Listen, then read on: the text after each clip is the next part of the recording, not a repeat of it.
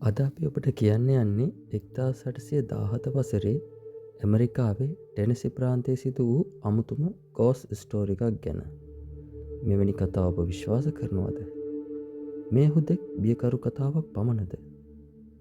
අපි බලමු මොකද සිදු වුණේ කියලා. ගෘහමූලිකයා වුණ ජෝන් බෙල් මහතා සහ බෙල් පවුල ජීවත් වුණ නිවස තුළ තමයි මෙම සිදුවීම ආරම්භ වන්නේ.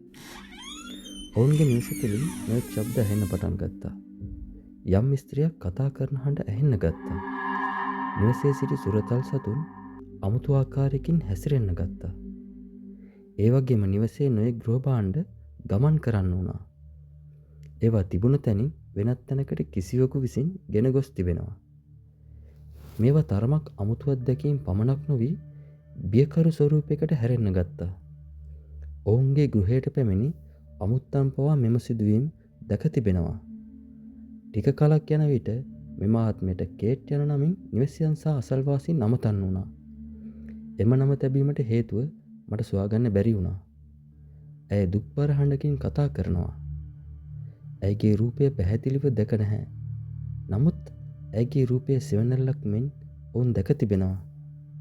ඇය ඔවුන්ව ස්පර්ශ කරන්න වුණා. ටෙනසි ප්‍රාන්තයේ සිදුවුණු මෙම සිදුවීම විද්‍යාත්මකව තහවුරු කර නැහැ. නමුත් නිවසියන් සහ අසල්වැසියන් මෙම සිදුවීම තහවුරු කරනවා. අදටත් එම ප්‍රදේශවල ජනතාව කේට් නම් ස්ත්‍රී ආත්මය ගැන කතාව විශ්වාස කරනවා.